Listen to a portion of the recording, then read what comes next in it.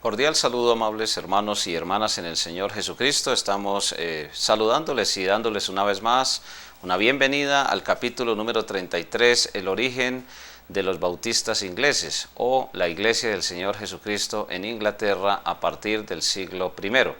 El capítulo número 32 nos sirvió para detenernos un poco en la parte de los Países Bajos, los bautistas en Holanda, y pudimos hacer un recuento muy rápido desde el punto de vista histórico, tanto de su origen como de sus doctrinas. Siempre es importante recordar que una iglesia de Cristo se conoce por la doctrina, por la práctica de esa sana doctrina y también por la historia, si ha sido fundada de acuerdo a lo que Dios enseña en su palabra. Una iglesia se debe fundar bajo la autoridad de otra iglesia y así sucesivamente trazar el origen hasta Cristo, porque es una de las formas de probar que realmente Jesús ha estado con su iglesia predicando siempre el mismo mensaje, el mensaje del Evangelio. Ya sabemos que la palabra Evangelio significa una buena noticia, y la buena noticia es que Cristo pagó por nuestros pecados y que además no se quedó en una tumba, sino que resucitó de acuerdo a las Escrituras. Ese mensaje del Evangelio llegó en el primer siglo también a la Gran Bretaña, a lo que hoy conocemos como el Reino Unido o Inglaterra. Fuentes históricas y también bíblicas pues nos demuestran a nosotros y nos dan a entender cómo eso fue una realidad también en la Gran Bretaña. Acompáñenos por favor en un momento de oración a nuestro Padre Celestial para que sea Él ayudándonos y dándonos la fortaleza, la paciencia y también los recursos para que podamos compartir estas enseñanzas, tanto de la palabra de Dios como también en la parte histórica, para poder probar que verdaderamente la Iglesia de Cristo siglo por siglo, año tras año, mes tras mes y día tras día ha ido predicando el mismo mensaje. Padre nuestro que estás en los cielos, en tu presencia estamos en esta hora agradeciéndote por las múltiples bendiciones que tú nos has dado y por la maravillosa oportunidad de poder compartir estas enseñanzas de tu palabra. Queremos encomendar muy especialmente la vida espiritual de cada estudiante, de cada alumno, de cada uno de nosotros. Mira, Señor, la necesidad que hay, los recursos, las diferentes personas que han de añadirse, pedimos por ellas y por los que ya estamos. Bendice especialmente todos estos equipos, Señor amado, para que se pueda realizar un trabajo siempre para la gloria tuya. Que podamos ser usados para ganar a otros para el Señor Jesucristo. En los méritos de Él hemos orado en esta hora. Amén. Los bautistas ingleses. Lo primero que necesitamos determinar es que no solamente hay fuentes bíblicas, sino fuentes históricas que demuestran que desde el año 60 después de Cristo hubo congregaciones que seguramente se habían establecido desde Asia, pasando por Europa y llegaron a la Gran Bretaña. ¿Por qué hablamos en primer lugar de fuentes bíblicas? Porque nosotros sabemos que la Iglesia de Cristo tiene en la Biblia, en el siglo I, pues la mayor parte de su historia en el Nuevo Testamento. Jesús, cerca de 33 años y medio después en su vida terrenal, muere, sepultado, resucita y asciende y le da a la iglesia la gran comisión que se conoce como ir por todo el mundo, haciendo discípulos, bautizándolos, enseñando todo lo que Él nos ha mandado, y aquí yo estaré con vosotros todos los días hasta el fin del mundo. Esa gran comisión empezó a desarrollarse particularmente en Jerusalén, la ciudad donde el Señor Jesús también estuvo predicando la palabra de Dios en su ministerio terrenal. Muy cerca de Jerusalén, en las orillas del mar de Galilea, se estableció la iglesia de Jesús, y Él durante cerca de 3 años y un poco más la estableció y empezó a edificarla. Luego serían ministerios tan importantes como el del apóstol Pablo, enviado bajo la autoridad de la iglesia de Antioquía, la que finalmente expandiría el Evangelio de Jesús tanto por algunas regiones circunvecinas de Asia, también como Europa. Lo primero que entonces vamos a reconocer es que desde el punto de vista bíblico, pues hay una expansión grande del Evangelio en el primer siglo que cubrió pues parte de Asia, parte de Europa y también algunas islas aledañas. El mapa que vamos a observar a continuación pues nos ayuda a nosotros a determinar cómo el espacio geográfico que separa a Jerusalén e inclusive la misma ciudad de Antioquía y también la ciudad de Roma, pues no era un espacio geográfico inalcanzable. Es la primera conclusión que tenemos que observar complementando, porque siempre vamos complementando lo que dice el estudio en el capítulo número 33, tanto con base en la palabra de Dios como con las fuentes históricas. Allí a partir de la página número 212 se nos empieza a referir algunos libros, algunas fuentes históricas donde se menciona que la Iglesia de Cristo estuvo en la Gran Bretaña, en Inglaterra, desde el primer siglo. Observemos entonces a continuación el mapa de la panorámica del Imperio Romano de la época de Cristo y de la época subsiguiente, es decir, a continuación de el siglo I. Pero ese mapa nos ayuda a nosotros con bastante claridad a concluir que pues no era una distancia realmente inalcanzable. Podemos observar el sitio donde está la ciudad de Jerusalén, donde está la ciudad de Tiro, la región o la ciudad mejor de Damasco.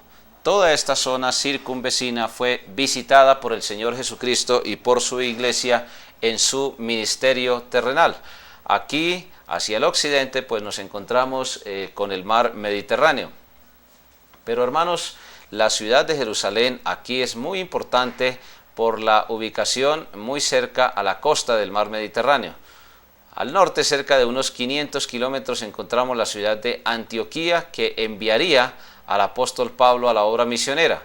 Un poco al occidente encontramos a Tarso, la ciudad natal del apóstol Pablo.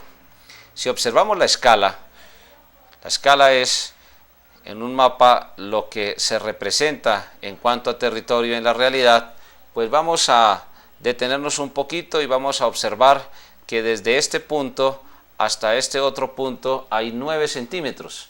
Esos 9 centímetros representan una distancia total de 800 kilómetros. Es decir, notamos que aquí hay 200, luego aquí encontramos 400 kilómetros y luego nos desplazamos hasta encontrar 800 kilómetros. Es decir, que estos 9 centímetros representan en la realidad 800 kilómetros.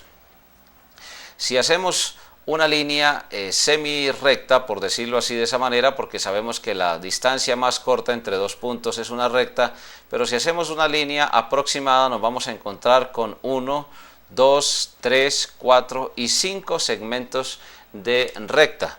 Repetimos para obtener bastante claridad. Partiendo desde Jerusalén, vamos a tener 1, 2, 3, 4 y 5 segmentos de recta. Esos segmentos de recta, cada uno de ellos representa 800 kilómetros, es decir, tendríamos una distancia aproximada de 4.000 kilómetros desde Jerusalén hasta la Gran Bretaña.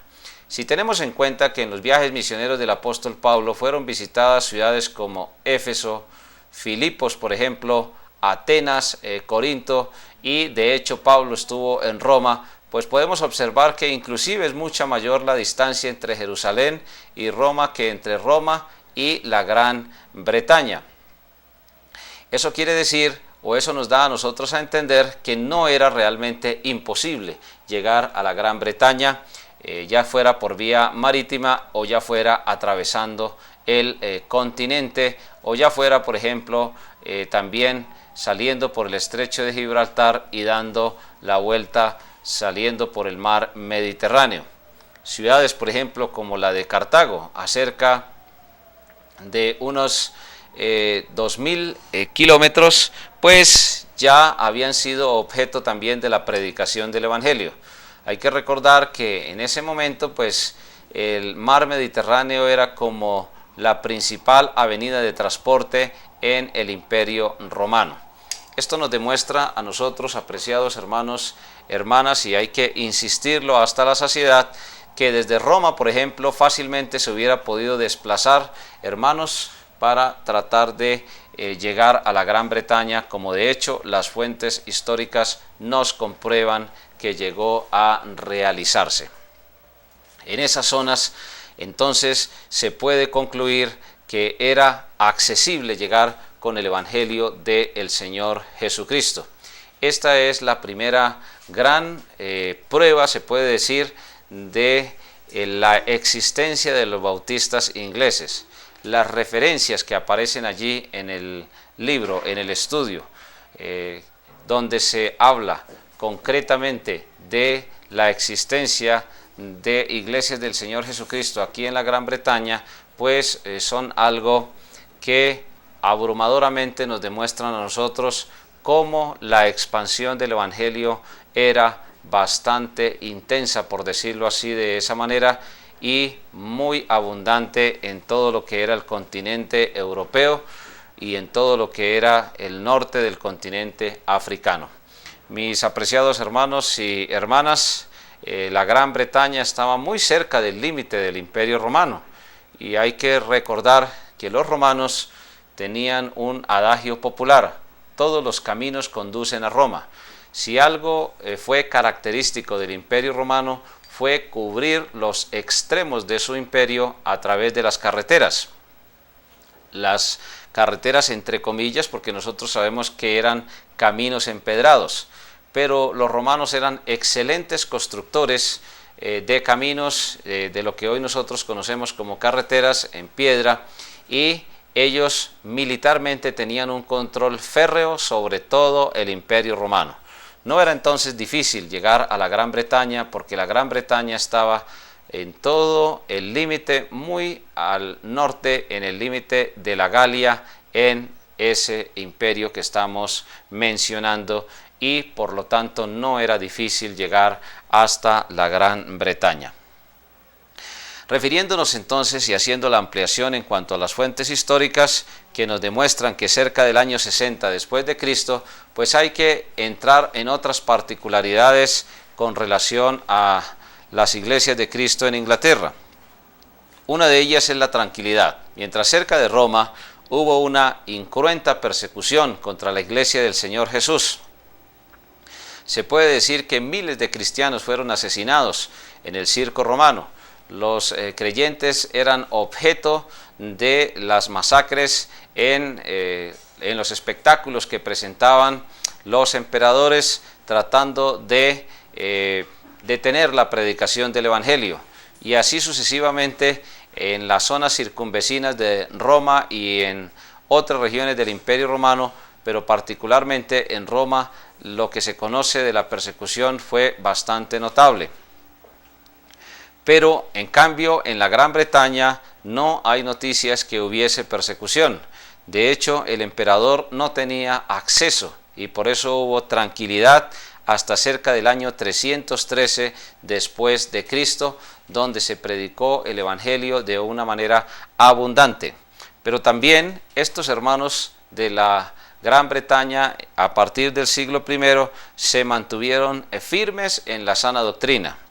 Ya es a partir del año 596 cuando la Iglesia Católica Romana se había expandido de una manera abundante también en el imperio, cuando estos hermanos de la Gran Bretaña se colocan firmes porque no aceptan unirse con una Iglesia Católica Romana.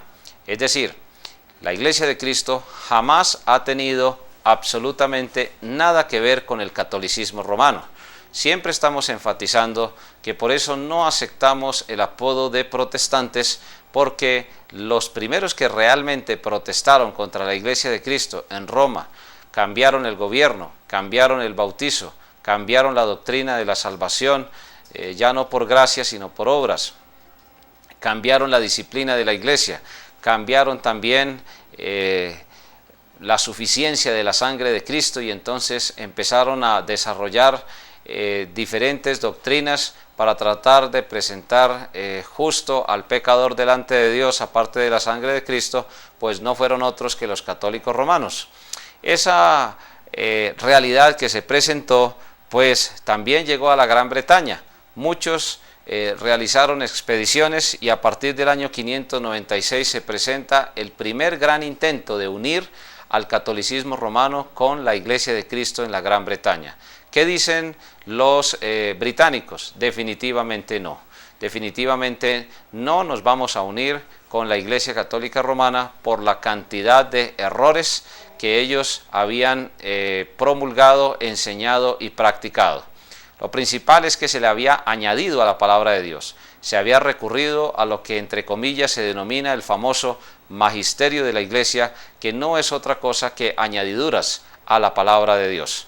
Ellos se mantuvieron firmes y allí entonces hay que observar en detalle que definitivamente tenían muy claro lo que dice el apóstol Juan en su segunda carta. Quisiera que nos acompañaran allí, por ejemplo, para observar a manera de ilustración cómo en la segunda carta del apóstol Juan, que tiene un solo capítulo, vamos a observar lo que él nos dice allí en su palabra. En segunda de Juan, en el capítulo 1, capítulo único mejor, cuando dice cualquiera que se extravía y no persevera en la doctrina de Cristo, dice ahí, no tiene a Dios. El que persevera en la doctrina de Cristo, ese sí tiene al Padre y al Hijo. Si alguno viene a vosotros y no trae esta doctrina, no lo recibáis en casa ni le digáis bienvenido, porque el que le dice bienvenido participa de sus malas obras. Habían entonces personas que se autoproclamaban como misioneros y visitaban las iglesias y visitaban las casas de los hermanos, pero visitaban para enseñar muchos errores, muchas desviaciones de la palabra de Dios. ¿Qué recomienda Dios en ese caso? Ahí la expresión que no le digáis bienvenido no significa no saludarle, porque en muchos otros pasajes de la Biblia encontramos que debemos tener amor al prójimo y que por lo menos si tenemos un enemigo, pues definitivamente lo menos que podemos hacer pues es saludarle. Pero mis hermanos y mis hermanas, aquí la bienvenida tiene que ver con el asunto doctrinal, con la parte que tiene que ver con la sana doctrina. La sana doctrina, entonces, es la regla básica para saber si nos unimos con otra iglesia del Señor Jesucristo y si participamos de el mismo trabajo, de la misma comunión. Si viene una persona de una iglesia que no tiene la misma doctrina y quiere añadirse como miembro, pues definitivamente tendrá que revisar primero su profesión de fe, segundo revisar su bautizo y después sí añadirse a la iglesia del Señor Jesús. Si no se cumple con el requisito del bautizo, pues definitivamente entonces no podrá esa persona definitivamente añadirse a una iglesia del Señor Jesús. Ellos resistieron a partir del año 596 el ataque del romanismo, que se conocía en ese momento ya como la Iglesia Católica Romana. Defendieron la verdad y después se defendieron de los ataques porque no le temieron a la persecución que vino posteriormente al no querer sujetarse definitivamente al Estado. Mis hermanos y mis hermanas, es muy claro entonces lo que Dios nos enseña aquí en su palabra y que nos demuestra a nosotros hasta la saciedad que siempre la Iglesia de Cristo ha debido permanecer con la sana doctrina en su haber. Lo otro que hay que reconocer es que ellos, por ejemplo, no quisieron en ningún momento identificarse con doctrinas erróneas que practicaba el catolicismo romano, como la famosa doctrina de la Pascua. Nosotros sabemos que la Pascua es una fiesta dada por Dios al pueblo de Israel, pero que en ningún momento fue dada para la iglesia del Señor Jesús. Esa fiesta de la Pascua era el parámetro, era la norma por medio del cual las iglesias católicas romanas se empezaban a unir con otro tipo de congregaciones del Señor Jesús. Pero tampoco quisieron reconocer la jerarquía. Nosotros sabemos que la iglesia de Cristo es quien tiene la máxima autoridad. Y si la iglesia de Cristo es quien tiene la máxima autoridad, pues estos bautistas ingleses en ningún momento quisieron sujetarse al Papa Católico Romano, que en ese momento ya estaba en plena formación la desviación de la doctrina de la jerarquía o el maridaje con el Estado y también con el asunto de colocarle a la Iglesia del Cristo por encima de ella, pues otro tipo de autoridad que no fuera la que el Señor había dejado en su palabra. La Iglesia es quien tiene la máxima autoridad. El Espíritu Santo es el vicario de Cristo aquí en la tierra y trabaja a través de la Iglesia. Ninguna asociación, convención, organización humana, ningún ser humano, por importante que sea, pues puede en determinado momento suplantar esa autoridad que el Señor dejó. También es importante recordar que ellos en ningún momento aceptaron el bautizo de niños. El bautizo de niños que no habían creído en el Señor Jesucristo ya era una práctica un poco cotidiana en el catolicismo romano, pero los bautistas ingleses dijeron definitivamente solamente vamos a bautizar personas que se hayan arrepentido, hayan creído en Jesús, los vamos a sumergir en el nombre del Padre, del Hijo y del Espíritu Santo y lo vamos a hacer bajo la autoridad de una iglesia. Es la iglesia quien bautiza. El pastor, el diácono, el miembro de una iglesia que bautiza solamente es el oficiante, es la persona que desarrolla el oficio de bautizar, pero quien realmente está bautizando a una persona es la iglesia del Señor Jesús. En eso tampoco pudieron ponerse de acuerdo los bautistas ingleses con los católicos romanos que en ese momento pretendían sujetar a ese grupo de congregaciones a Roma y a sus dirigentes. Mis hermanos y mis hermanas, en el año que estamos observando aquí, pues cerca del siglo VI, en Gran Bretaña no existían ni jerarquías, ni tampoco añadiduras a la palabra de Dios, ni tampoco existía la sujeción al papismo, y cerca de estos siglos, pues siempre en Gran Bretaña había total sujeción a la palabra de Dios. No existía ninguna otra norma, ningún otro libro, ninguna otra fórmula, ninguna otra regla doctrinal, sino solamente lo que estaba escrito en la palabra del Señor. El otro periodo que se menciona en cuanto a los bautistas ingleses se inicia en el año 800 y finaliza en el año 1500. Hay 7 largos siglos allí donde ellos participan en la resistencia a lo que se denominó la famosa institución de la Inquisición, ese tribunal que lentamente se fue formando para juzgar a quienes no estaban de acuerdo con el catolicismo romano, con ese romanismo, con ese papismo, y que definitivamente eran muchos de ellos llevados tanto a la horca como al fuego, y la persecución entonces fue de una manera tal que estos hermanos bautistas ingleses tuvieron que detenerse frente a esa resistencia, tuvieron que detenerse frente a esa persecución y en muchos casos esconderse tanto en los bosques como en las zonas bastante alejadas, cuando no en las cuevas, cuando no en sus hogares, tuvieron que congregarse de una manera escondida para poder continuar adelante con la misión que el Señor Jesús les había entregado. Así que en ese orden de ideas, lo que podemos ver entonces es que estas personas del catolicismo romano fracasaron definitivamente en tratar de unir a la Iglesia de Inglaterra, a las iglesias de Cristo, con el catolicismo romano. En segundo lugar, el estudio plantea algo que es bastante claro también a la luz histórica y a la luz de la palabra de Dios. Los bautistas ingleses no se originaron en la Reforma protestante. Con los bautistas ingleses surge un apodo que es totalmente nuevo por el predicador que aparece allí, Walter Logers. Ese gran predicador pues fue quien definitivamente acuñó el apodo de los Logers por ese gran predicador.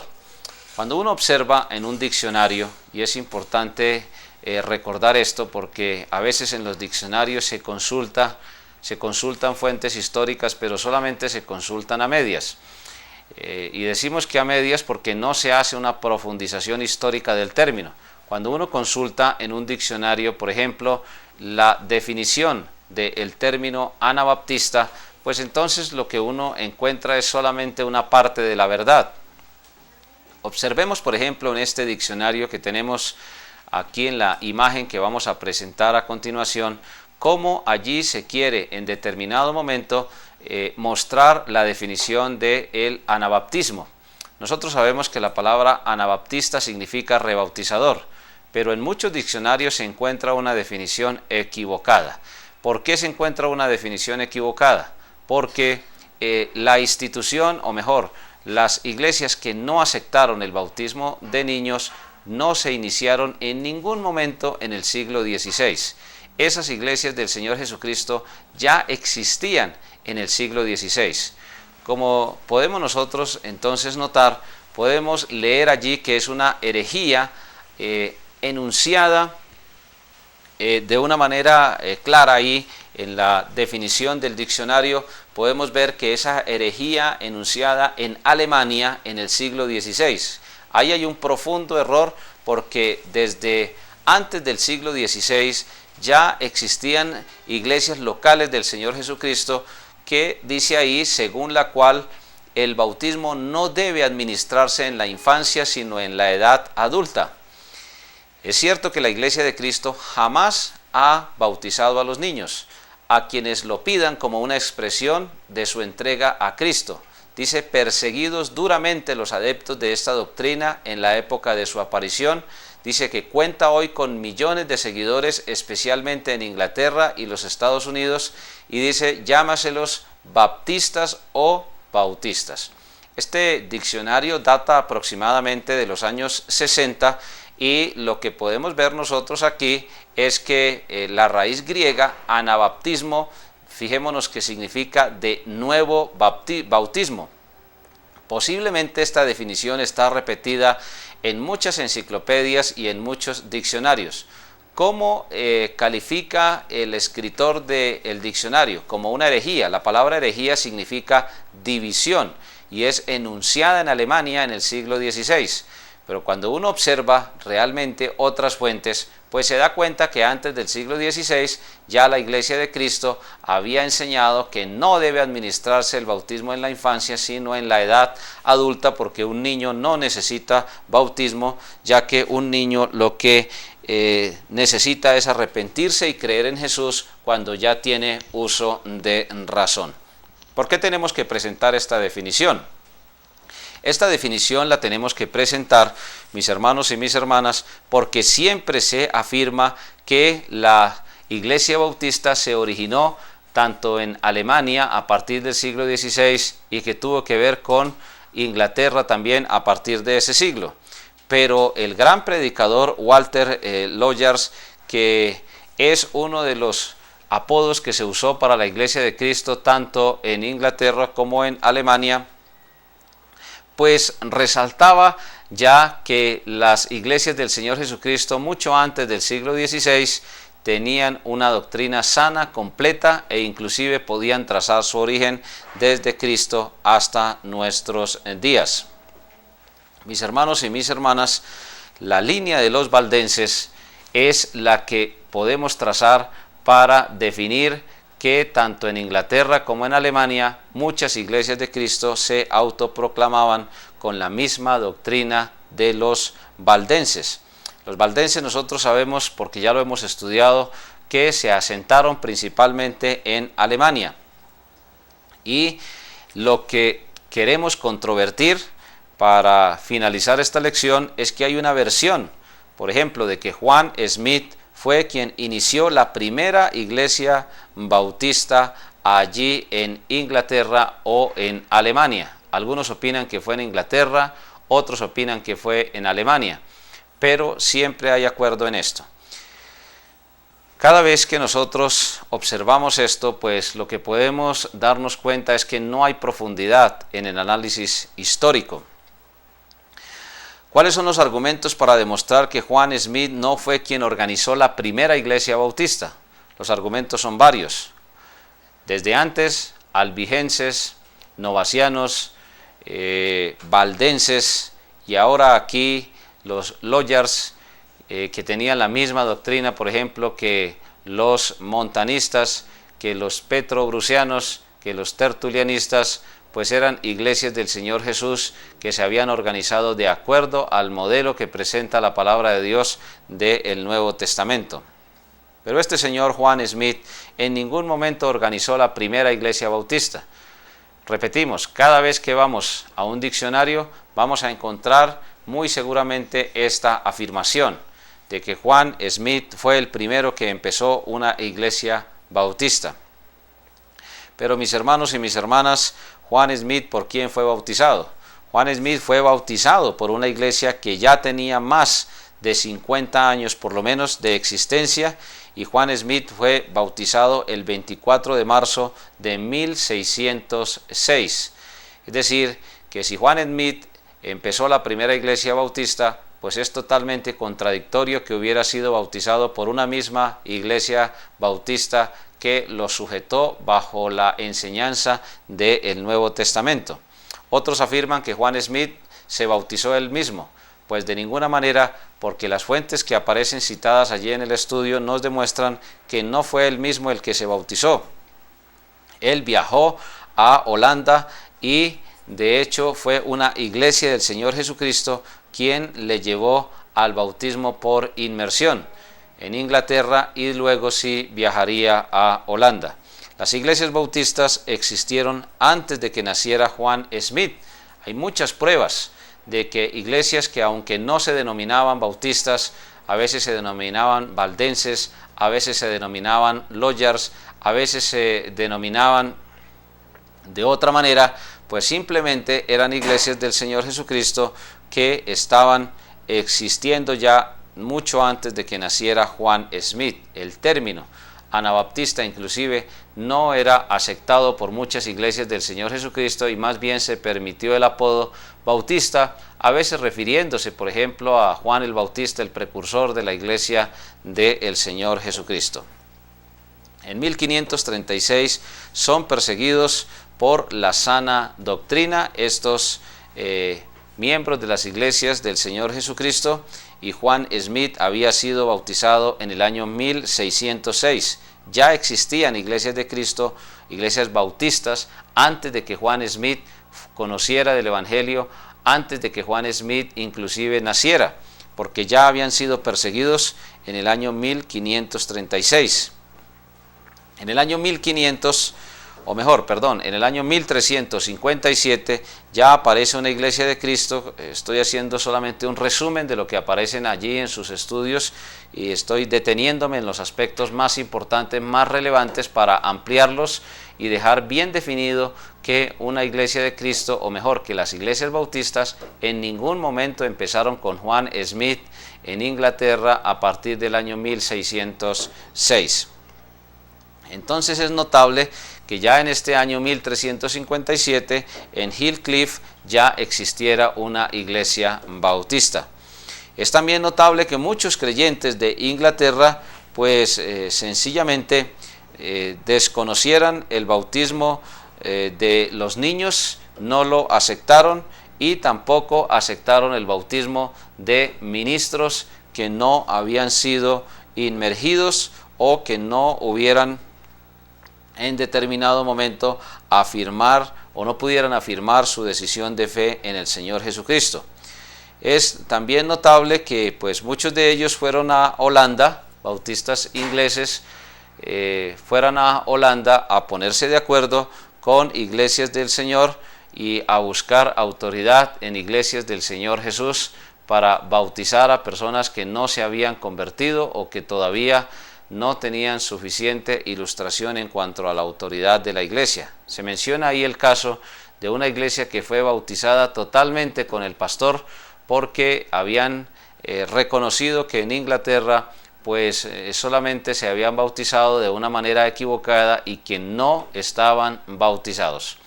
Siempre que hablamos de la institución del bautismo, pues no es bueno confundir. La iglesia de Cristo no rebautiza en ningún momento. una iglesia de Cristo simplemente lo que hace es bautizar de acuerdo a todos los requisitos bíblicos que aparecen en la palabra de Dios para poder cumplir con la ordenanza. ¿A quién le dio la autoridad Jesús de bautizar? Pues definitivamente se la dio a su iglesia. Y estos ingleses, muchos de ellos creyentes, pues reconocieron que tenían que ir a Holanda para buscar la autoridad de una iglesia del Señor Jesús.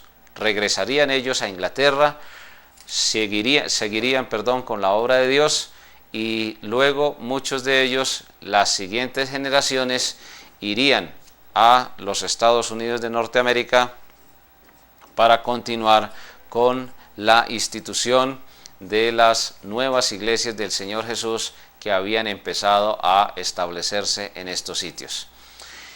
A manera entonces de un recuento, de un gran resumen, podemos ver lo notable que fueron los bautistas ingleses, no solamente desde el primer siglo, no solamente desde los primeros años que lograron gozar de tranquilidad, los primeros 300 y un poco más de años, sino también fueron notables por resistir, unirse a el catolicismo romano, por resistir, unirse a otro tipo de congregaciones que no tenían la misma doctrina, y también por resistir a realizar prácticas que no estaban totalmente de acuerdo con la palabra de Dios. Tuvieron muchos de ellos que viajar a Holanda para buscar un bautizo realmente bíblico, realmente correcto, cumpliendo los requisitos de un creyente por inmersión en el nombre del Padre, del Hijo y del Espíritu Santo, para obediencia al Señor y bajo la autoridad de una iglesia del Señor Jesús. Todas estas definiciones, todos estos comentarios que hemos podido nosotros complementar de esta lección número 33, pues nos llevan a la conclusión de que realmente el poder de Dios con su iglesia ha sido majestuoso, porque nos ha permitido mantener la autoridad como iglesia del Señor Jesús para predicar su evangelio a lo largo de estos 20 siglos.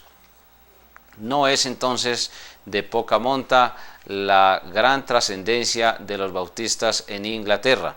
Estos hermanos, estas hermanas, permanecieron fieles a la sana doctrina, tanto en los momentos de tranquilidad como en los momentos de persecución, tanto en los momentos en los que realmente pudieron gozar del favorecimiento de los estados de su época, que los dejaron totalmente libres para predicar el evangelio, como de los momentos de persecución.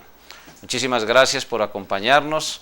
Es nuestra oración que Dios nos continúe bendiciendo a todos grande y ricamente, y que nos siga dando la firmeza, como estos ingleses, que siempre permanecieron fieles al Señor y siempre estuvieron resistiendo los vientos de doctrina que trataron de destruir la iglesia de Jesús. Muchas gracias, y que el Señor nos continúe bendiciendo a todos.